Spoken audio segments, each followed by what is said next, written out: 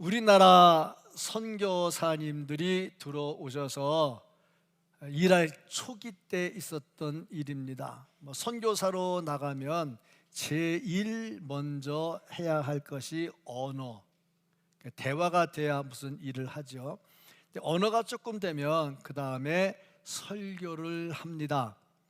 그런데 외국 사람이 와서 그냥 일반 회화하는 거는 좀 어색해도 듣지만, 이게 선교사님 오셔서 발음도 정확하지 않은데 설교를 하는 걸 들으려면 이거 똑바로 들으려니까 신경 쓰이고 무슨 말인지도 잘 모르고 그럴 때입니다. 그럴 때 선교사님이 막 설교를 하는데 긴장이 되는 겁니다. 오늘도 내가 한국말로 설교를 잘해야 되는데 교인들이 잘 들을 수 있을까, 이런 것들 긴장이 돼서 설교를 하는데 앞에 앉아 있는 할머니 한 분이 눈물을 뚝뚝 흘리고 있는 거야. 야, 오늘 설교 진짜 뭔가 되는가 보다. 저렇게 은혜 받고 눈물 흘리는 분이 있으니 너무 좋다. 그래가지고 선교사님이 설교하다가 감동이 돼가지고 막 더 열심히 했어.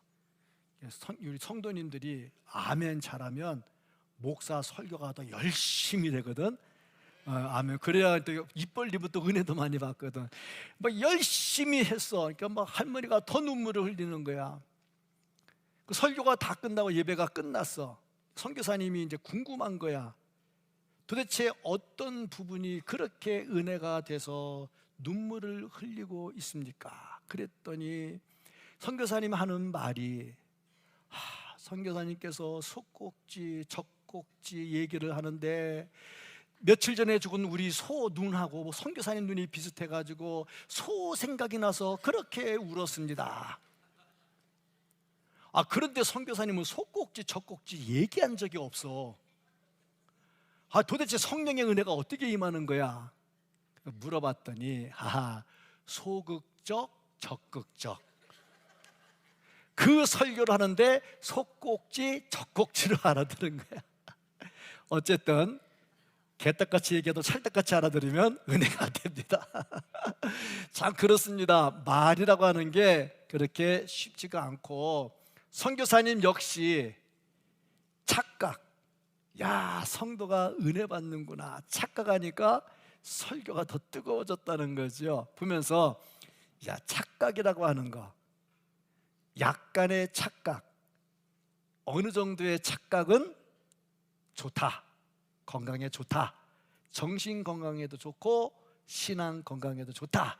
아침에 일어나서 교회 나올 때 세수를 하고 거울을 보고 다 발라하면서 거울아 거울아 이 세상에서 누가 제일 이쁘지? 권사님이 제일 이쁘죠. 그렇지? 착각 좋잖아. 건강에 얼마나 좋아. 다 해본 경험이 있는 사람들 같아. 일부 예배 때는 우리끼리 얘기지만 한 번도 경험해 본 사람이 없어가지고 웃지도 않아요. 그런데 약간의 착각, 나는 좀 괜찮은 사람이야, 우리 교회에서 내가 있어야지, 약간의 착각은 좋아. 근데 문제는 뭐냐면 요게 커트라인이 없어가지고 막 올라가면 그때부터는 문제가 된다 하는 거죠. 오늘 본문 말씀을 보면 모세도 약간 착각을 했는데 이 착각이 조금 지나쳤어요. 그래서 하나님께서 화를 내셨죠. 왜 그랬을까? 모세가 했던 착각은 뭘까? 왜 모세는 착각을 했을까? 어떤 상황에서 우리는 착각을 하는가? 착각을 할 때 어떤 일이 일어나는가? 말씀을 상고하면서 건강한 착각은 열심히 하시고 금 넘어가는 착각은 다 끊어버리는 은혜가 있기를 주님의 이름으로 축복합니다. 아멘. 이 말씀을 통해서 모세가 왜 착각했는가, 그리고 보니까 내 책임감이 너무 중하다, 무겁다. 내가 맡은 책임이 너무 무겁다. 착각. 근데 사실은 지가 진 책임이 그렇게 무겁지 않거든요. 근데 너무 무겁다고 착각을 했다. 이 책임감이 무겁다. 14절 말씀을 보면요, 책임이 심히 중하여. 요것 때문에 모세가 착각하기 시작을 합니다. 책임감이 어디서 나왔느냐? 백성들의 눈물. 백성들이 왜 울었느냐? 10절 말씀에 보면 막 울었어요. 왜 울었느냐? 먹는 것 때문에. 언제든지 먹고 사는 문제가 해결이 돼야지, 먹고 사는 문제가 안 되면 굉장히 속상하죠. 예배 끝나고 나가서 국수를 먹어요. 국수를 먹는데 내 앞에서 끊어졌어. 먹을 게 없어. 그러면 은혜 받은 거 다 놓고 가. 뭐야, 국수 먹을 게 안 끓였어. 먹고 사는 문제가 해결이 안 되면 사람은 항상 원망이 나와. 지금도 이렇게 정권이, 여야가 막 대립하는데 하는 말이 뭐냐면 민생을 해결해 달라는 거 아니야. 민생이 뭐예요? 먹고 사는 문제잖아. 먹고 사는 문제가 해결이 되면 인기도가 막 올라가지만 이게 해결이 안 되면 아무리 다른 거 잘해도 인기가 막 떨어지거든요. 먹고 사는 문제, 요것 때문에 이제 모세가 착각을 하기 시작을 했다. 그런데 이 사람들이 먹고 사는 문제 때문에 불평했던 이유가 뭐냐? 그러고 보니까 하나님이 주신 만나, 이것이 뭐냐? 고소하고 꿀 섞인 과자 같고 진짜 맛있다. 이것이 뭐냐? 그게 만나거든요.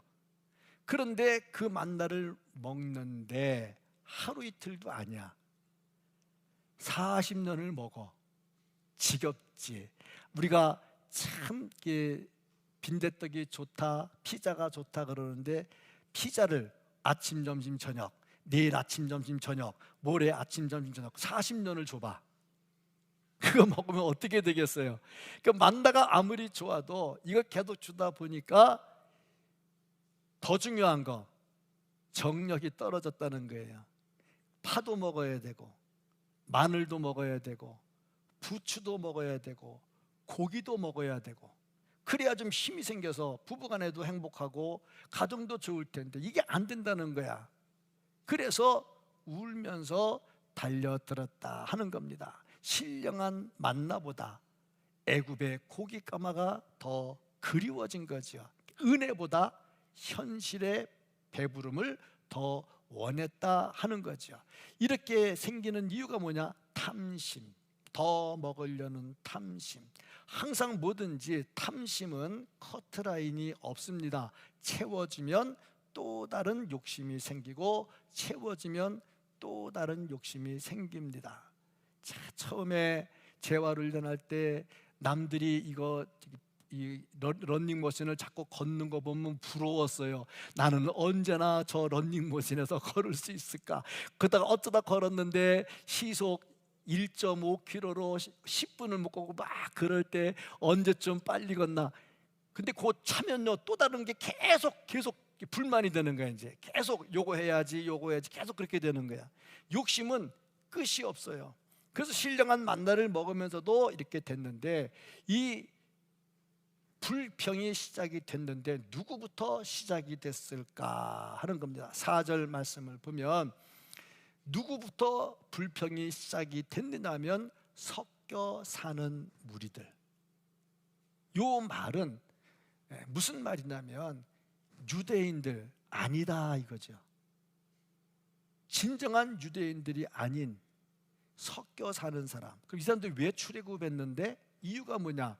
아마 같이 어울려 살던 사람들, 친구도 있고, 그냥 결혼은 했는데 아직 마음은 아직 안 돌아섰고, 뭐 이런 사람들, 내지는 유대인들이 모세가 10가지 재앙을 내리는 것을 보니, 야, 이 신은 대단한 신이네, 무서워서 따라 나온 사람, 내지는 이들이 가나안 땅을 간대.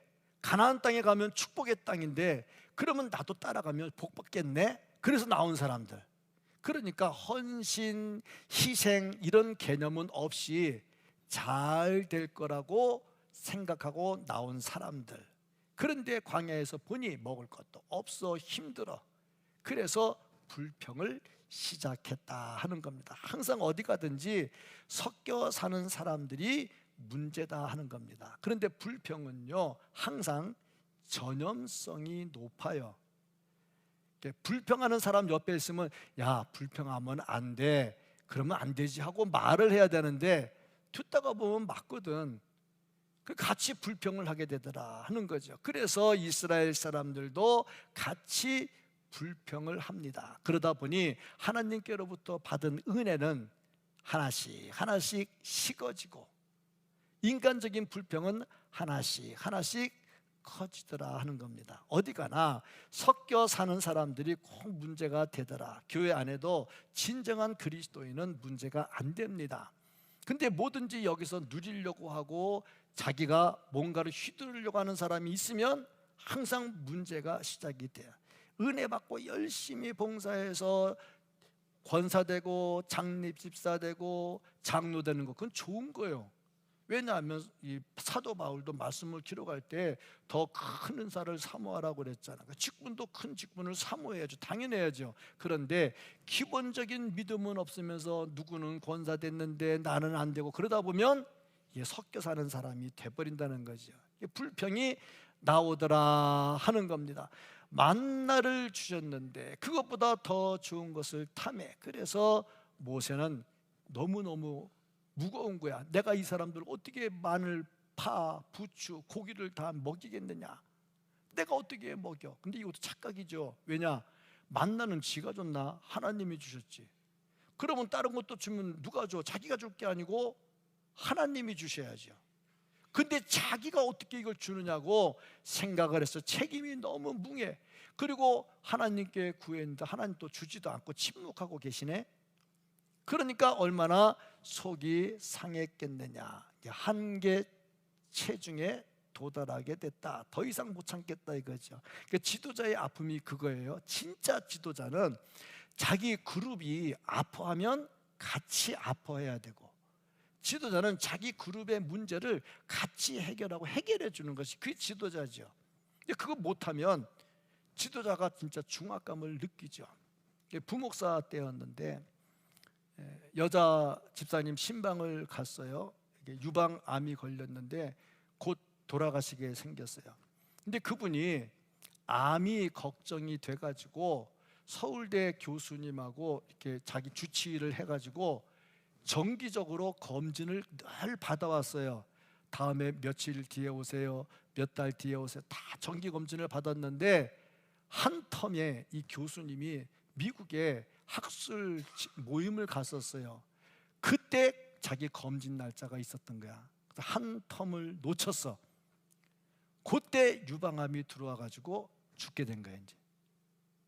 그래서 다 죽게 돼가지고 아파서 막 괴로워하는데 신방 갔잖아요. 목사가 신방 가야지. 열심히 기도해 주는데요, 내가 하나님의 은사가 있어가지고 한 방에 그냥 안수기 돼가지고 암덩어리 탁 나오면 얼마나 좋겠어요. 만약에 그랬다면 지금 내가 대전에 안 와 있겠지. 서울에서 막 날아다니겠지.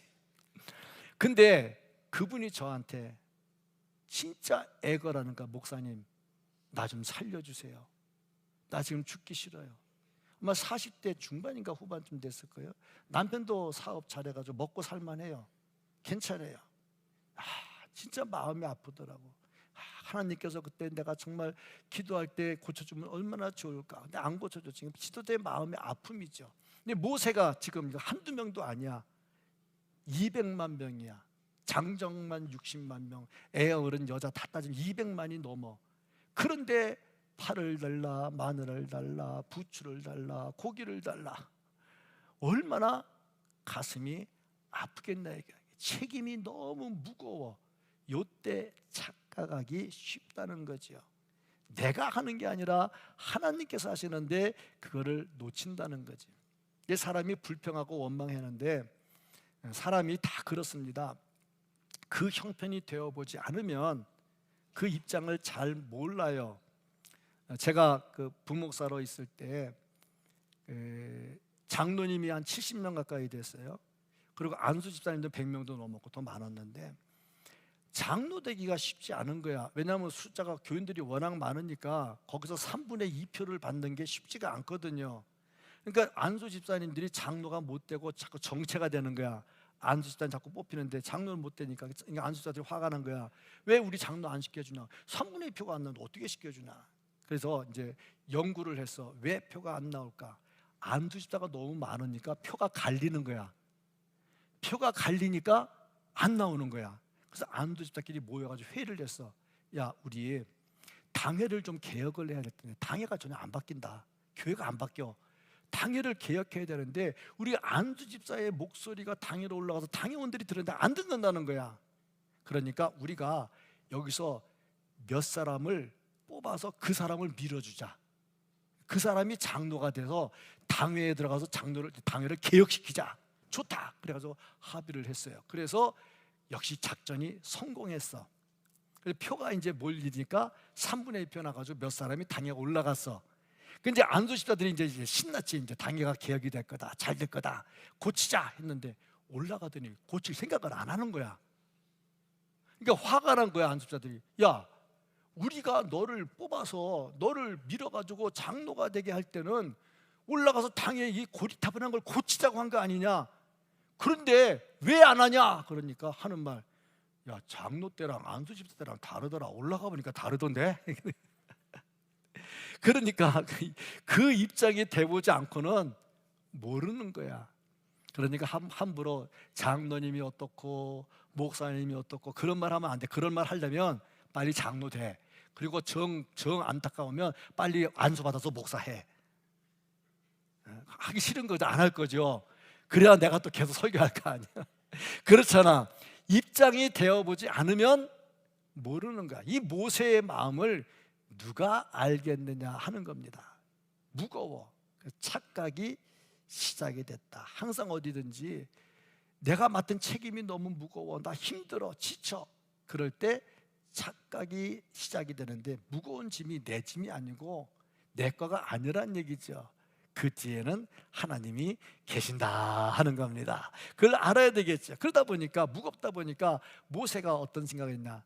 나는 혼자야, 외로워. 그런 생각을 한 거죠. 그러니까 착각은 나 혼자라고 생각되는 데서 시작이 되더라. 모세는 무슨 생각했냐면 하나님께서 나한테 모든 걸 다 맡겨놓고 이제 뒷전으로 물러나셨나 봐. 아마 그렇게 생각하지 않았을까. 11절 말씀을 보면요, 모세가 여호와께 여짜오되 어찌하여 주께서 종을 괴롭게 하시나이까. 어떻게 하나님께서 모세를 괴롭게 했습니까? 그건 아니죠. 어찌하여 내게 주의 목전에서 은혜를 입게 아니하시고, 그러니까 주께서 은혜도 이제 안 베풀어 주는 것이야. 이 모든 백성을 내게 맡기사. 하나님은 떠나고 없는 거야. 너 혼자 다 하라고 하나님 손 놔버린 거야. 내가 그 짐을 지게 하시나이까. 이게 착각이죠.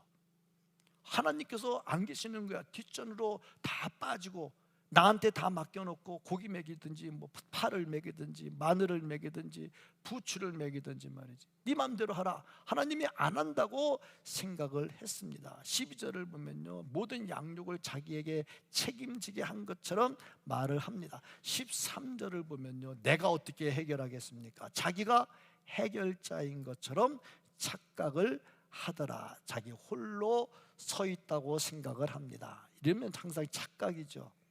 우리에게는 항상 하나님이 계십니다. 우리에게는 항상 하나님이 계십니다. 나의 등 뒤에서, 내 뒤에서, 내 앞에서, 내 옆에서, 내 안에서, 심지어 내 안에 들어오셔서 나와 함께 하신다 하는 거죠. 그런데 사람이 착각을 하다 보니 자기는 혼자라고 생각을 해. 엘리야도 그랬죠. 바알 신을 섬기는 제사장, 아세라 신을 섬기는 제사장 850명을 갈멜산에서 싹 다 죽이잖아.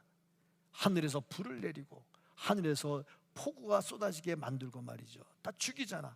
그런데 이세벨이 죽인다고 하니까 도망가가지고 로뎀나무 앞에 앉아서 하나님 나 죽여주세요 하면서 나 혼자 남았습니다. 혼자래. 근데 하나님 말씀하시기를 7,000명을 남겨놓았다고 말씀하시거든요. 그러니까 항상 보면요, 책임감이 중에서 힘들어 지치다 보면 나 혼자라는 착각에 빠지게 되더라 하는 겁니다. 열왕기상 19장 10절 말씀을 보면요, 그가 대답하되 내가 만군의 하나님 여호와께 열심히 유별하오니, 하나님께 열심히 있었대. 남달리 유별했대. 이는 이스라엘 자손이 주의 언약을 버리고 주의 제단을 헐며 칼로 주의 선지자들을 죽였음이오며 오직 나만 남았거늘. 혼자야. 외로워. 항상 자살하는 사람들은 외로워서 자살하거든. 외로워. 그들이 내 생명을 찾아 빼앗으려 하나이다. 혼자 남았다는 거예요. 항상 일하다 지칠 때는 언제냐? 옆에서 도와주는 사람도 없고 나 혼자라고 생각할 때다 하는 겁니다. 그러니까 자기가 해결자라고 생각을 했죠. 혼자니까 자기가 해결해야 되잖아. 하나님이 계시면 하나님이 해결할 텐데 나한테 맡겨놓고 네 알아서 해라 그랬다고 생각하니까 혼자니까 누가 해결해? 내가 해결해야지.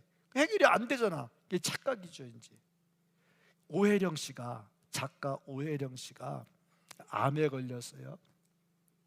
몸이 만신창이가 됐고 뭐 숨쉬고 저녁에 잘 때 숨쉬고 아침에 눈 뜰 때 숨쉬는 게 하나님의 은혜였어요.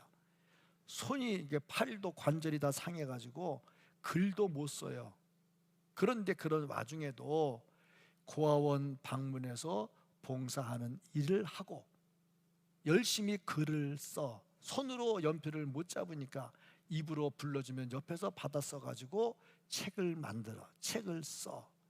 여러 가지 봉사를 하는데 기도 생활도 열심히 해.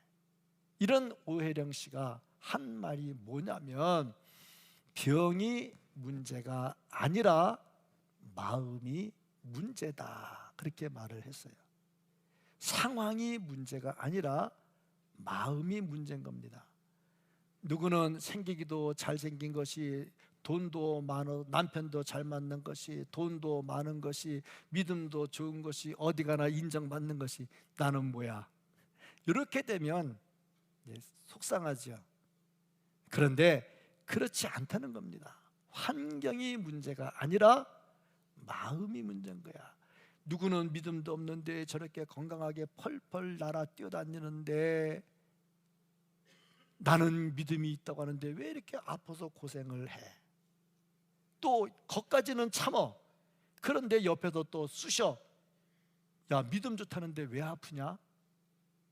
왜 그런데 니네 하나님께서 안 고쳐주냐?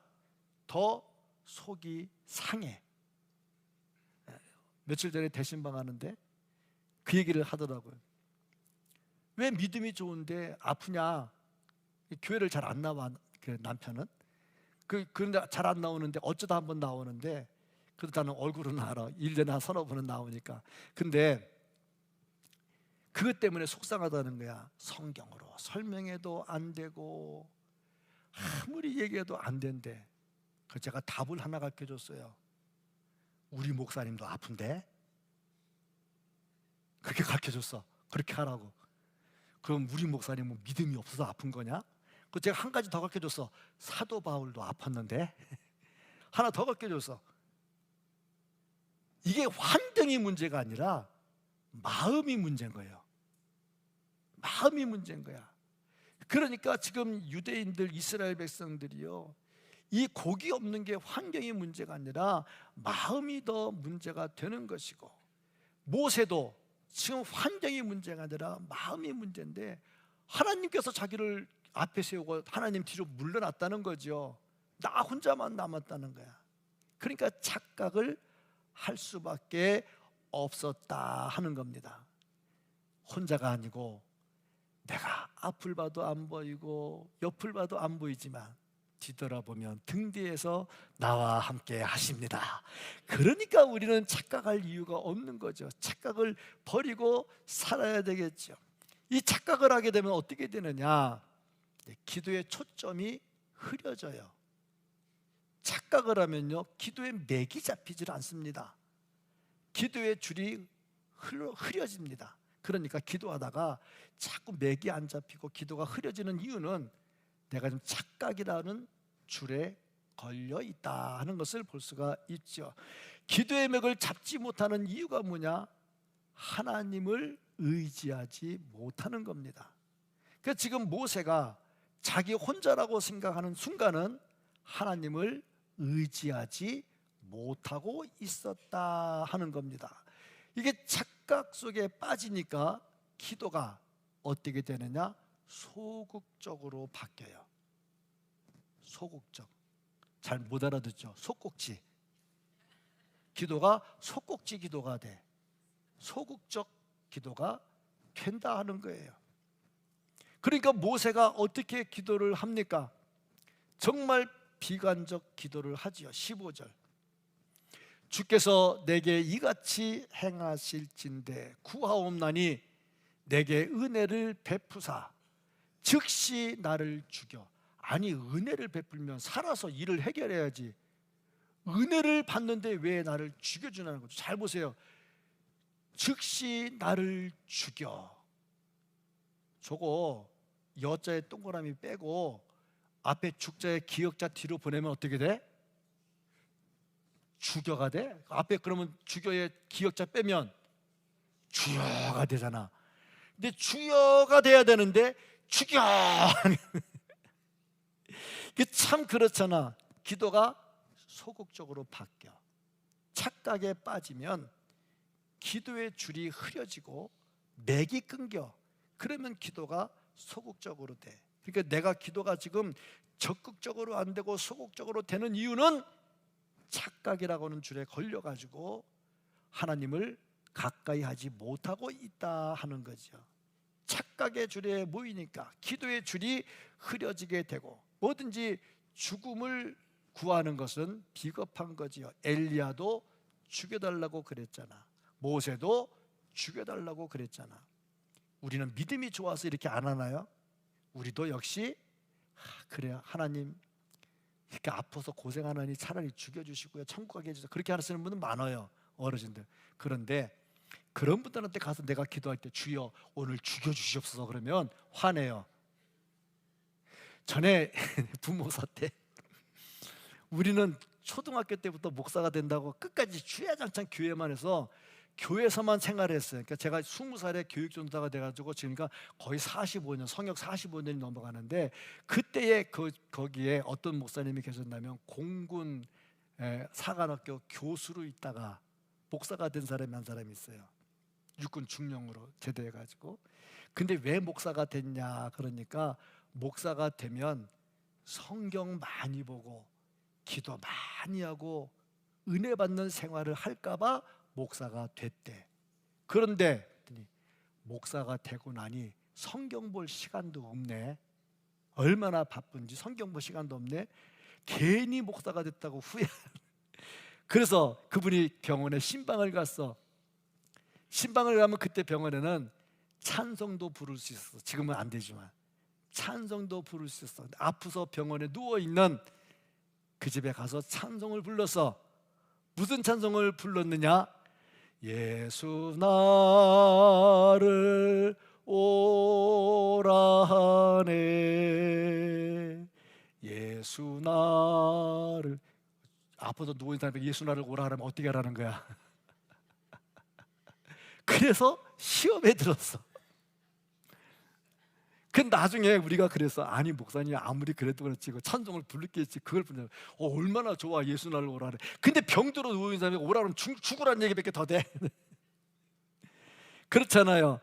죽여달라고 그래도 자기는 그렇게 기도하지만 목사는 그렇게 기도하면 안 돼.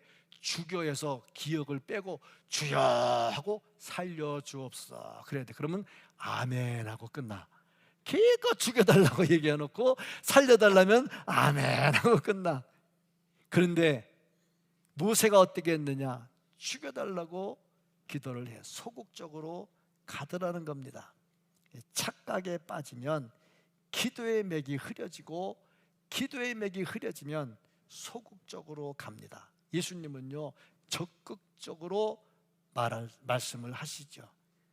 그러니까 이 맥이 끊어지면 소꼭지가 되고 예수님을 따라가면 적꼭지가 되는 거야. 이제 적극적으로 말씀을 하시는데 뭐라고 말씀을 하시느냐? 천국은 침노하는 자들의 것이다. 아니죠. 하나님의 은혜로 가죠. 내가 간다고 쳐들어가나요? 아니죠. 근데 예수님 그렇게 말씀하셨어요. 이 말씀은 무슨 말씀이냐? 천국 갈 사람은 그만큼 일을 해야 된다는 겁니다. 적극적으로 해야 된다는 거죠. 기도를 해도요 구하라, 찾으라, 두드리라 적극적으로 말씀을 하셨습니다. 그러니까 기도의 맥이 끊어진다는 것은 이미 내가 착각에 빠졌다는 것이고, 그러니까 기도가 소극적으로 바뀌더라 하는 겁니다. 그래서 모세의 기도가 죽여달라는 기도로 바뀌었죠. 그러려면 뭐하러 기도를 하느냐 하는 겁니다. 우리의 기도는 공격적이 되어야 되고 혼자가 아니라는 거.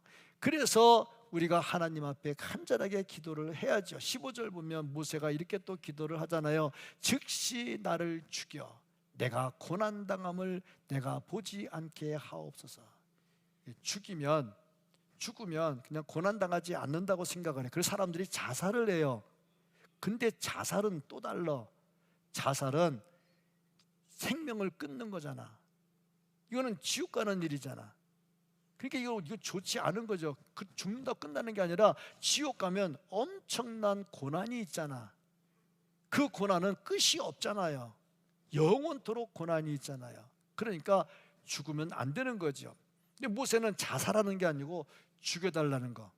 그러면 자기는 더 이상 고생 않겠다, 뭐 이런 생각을 했다 하는 거죠.